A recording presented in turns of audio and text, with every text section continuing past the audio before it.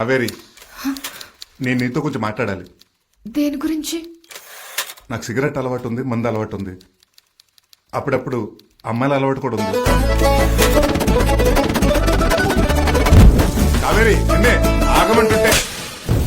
ఈ నాన్న ఏదో నేను గొప్ప చేద్దాం అనుకుంటే నువ్వేట్రా ఇలా ఏదోలా తయారయ్యా? ఎవడి నాన్న, ఎవడికి నాన్న?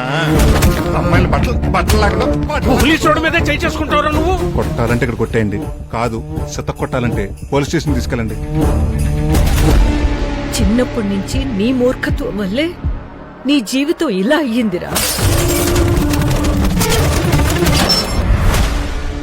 నేను ఎవరి కోసం మారను, నాకు నచ్చినట్టు నీ బతుకుతా.